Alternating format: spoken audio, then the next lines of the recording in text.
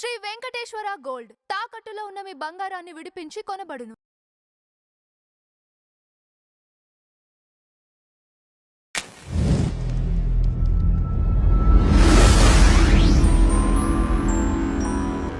Madam నమస్కారం. నమస్తే అండి. మేడం ఈ మధ్య రీసెంట్‌గా కొన్ని సినిమాల ట్రైలర్స్ చూసినా, అలానే సినిమాల ఫంక్షన్స్ చూసినా, హీరోయిన్స్ దగ్గర నుంచి అలానే యాంకర్స్ వరకు చీరల్లో రావటం చూస్తున్నాము. ఏమైందంటారు? అంటే ట్రెండ్ మారిందంటారా? శివాజీ గారి కామెంట్స్ తర్వాత ఒక న్యూ ట్రెండ్ సెట్ అయిందంటారా సౌత్‌లో? మీ అభిప్రాయం ఏంటి? న్యూ ట్రెండ్ అనే కంట ఇప్పుడు అనసూయకి వచ్చిన నెగటివిటీ చూసాక హ్మ్. కొంచెం వాళ్ళు భయపడుతున్నారేమో. ప్లస్ రక్షణ అనేది చాలా కష్టం అని అర్థమైంది కదా! ఎవరిని వాడు రక్షించుకోవాలి కాబట్టి అది కష్టం కాబట్టి హ్మ్. వాళ్ళు వేసుకునే దుస్తుల విధానం మార్చుకున్నారేమో. ఏదైనా ఆహ్వానించే విషయం కదా!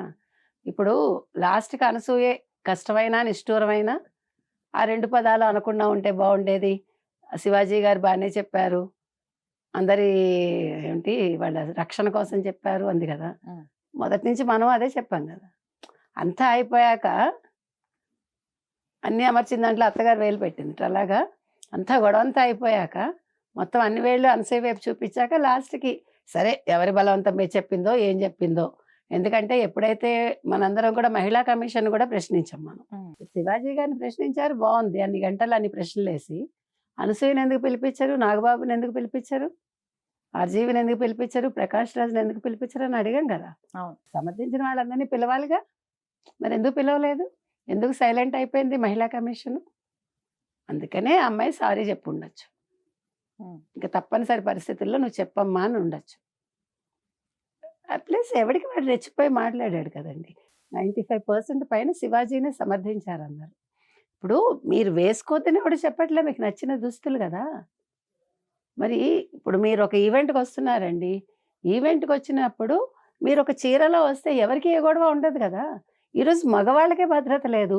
మొన్న మీరు చూసారు ఎవరు 'అల్లు అర్జున్' బయటకొస్తే ఫ్యాన్స్ మీద పడ్డారని. హ్మ్. విజయ్ ఏమో ఎయిర్‌పోర్ట్‌లో పడిపోయాడు అంతకుముందు. మగవాళ్ళకే రక్షణ లేనప్పుడు ఆడవాళ్ళని ఎట్లా ప్రొటెక్ట్ చేస్తారు?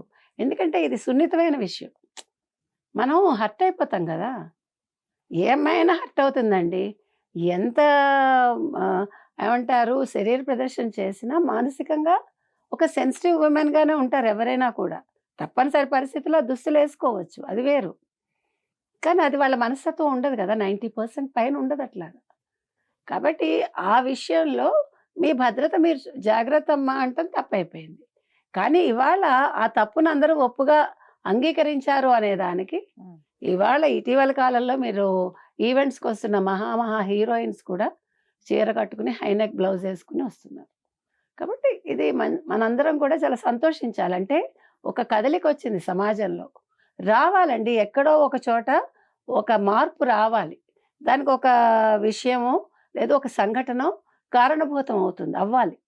అయినప్పుడే ఓకే. ఇది కాదు అనేది ప్రజలకు అర్థమవుతుంది. ఇవాళ 'నయనతార' సినిమా రిలీజ్ అయింది. ఆ అమ్మాయి చీర కట్టుకునే ఉంది సినిమాలో ఎక్కువ శాతం. సినిమా హిట్ అయితుంది కదా! నేనంటున్నది అది. సినిమా అనేది అమ్మాయిని మీరు బట్టలు తక్కువేసి చూపిస్తే హిట్ అవ్వదు. అది సమంతది గూడా ఏదో ఒక ట్రైలర్ రిలీజ్ అయింది గదా! ట్రైలర్ రిలీజ్ సమంత చక్కగా వచ్చింది. అవును. ఒక పింక్ కలర్ బ్లౌజ్ యేసుకొని, తెల్ల చీర కట్టుకొని ఎంత బావుంది. అమ్మాయి చూసారా ఎంత నవ్వు, ఎంత ఆనందం కనిపిస్తుందో ఇప్పుడు. హ్మ్. అంతకుముందు ఆ అమ్మాయి ఎప్పుడు తన అనారోగ్యం గురించి మాట్లాడేది. ఏ ఈవెంట్‌కొచ్చినా. హ్మ్. హ్మ్. ఇప్పుడు అదేదీ లేదు. She is happy. హ్మ్. ఆ హ్యాపీనెస్ ఆ అమ్మాయిలోనూ ప్రతిఫలిస్తుంది. ఆ అమ్మాయి దుస్తుల్లోనూ ప్రతిఫలించింది.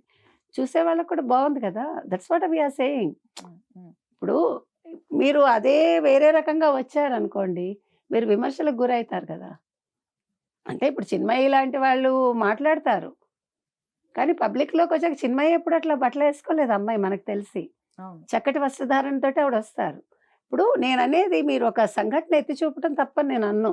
లేదు ఒక విషయాన్ని మీరు ఇగో ఇక్కడ తప్పు జరిగింది అని చెప్పటం కూడా చిన్మయి కావచ్చు, ఎవరు కావచ్చు చెప్పడం తప్పు కాదు. కానీ ఆ చెప్పే విధానం గావచ్చు, లేదు దాన్ని తీసుకెళ్ళే విధానంలో కొన్ని మౌలికంగా కొన్ని మార్పులుంటాయి. హ్మ్. తేడాలుంటాయి. హ్మ్. అది అక్కడ గమనించుకోవాలని తప్ప, మనం ఎవరిని కూడా క్రిటిసైజ్ చేయకూడదని గానీ, అయితే ఇలాగే ఉండాలని గానీ మనం చెప్పం. కానీ ఇలా ఉంటే బావుండొచ్చు, బావుంటుంది అని మాత్రమే మనం సజెషన్ ఇస్తాం అంతవరకే. సజెషన్ తీసుకుంటే ఇవాళ వచ్చిన మార్పు వస్తుంది. ఇండస్ట్రీలో మార్పు మొదలైందనే మనం అనుకోవాలి. ఈవెంట్స్‌లో ఇవాళ అందరూ చీరలు కట్టుకొని వస్తున్నారు. It's good. ఇప్పుడు ఏమైతుంది దానివల్ల ఈవెన్ నిర్వాహకులు కూడా ఊపిరి పీల్చుకుంటారు. వాళ్ళు కాన్సంట్రేషన్ అంతా ఆ సభ నిర్వహణ మీద ఉంటుంది. హీరోయిన్స్ మీద ఉండక్కర్లే. అమ్మో! వీళ్ళకి ఎప్పుడేమవుతుందో, ఎవడొచ్చి మీద పడతాడో, ఏం చేస్తాడో, ఈ టెన్షన్ ఉండదు కదా! నేను అంటున్నది అది. మన బాధ్యతని మనం నిర్వహించుకోవాలి. మనం బయటికెళ్ళినప్పుడు నేను ఎలా ఉండాలి? నాకు నేను ఆలోచించుకోవాలి. మీరు పబ్‌కెళ్ళేటప్పుడు మీరు ఎలా కావాలంటే అలా యేసుకుంటారు. లేదు బీచ్‌లో మీరు సొంతంగా మీ ప్రైవేట్‌గా మీ భర్తతోటో, మీ పిల్లలతోటో మీ ఇష్టం అది. అది కూడా మనకి క్వెషన్ చేసే హక్కు లేదు. కానీ మీరొక హీరోయిన్‌గా పబ్లిక్‌లోకొచ్చినప్పుడు ప్రశ్నించే హక్కు ప్రతి సినిమా చూసేవాడికి ఉంటుంది. అంతవరకే చెప్తా. Right madam. Thank you. Thank you.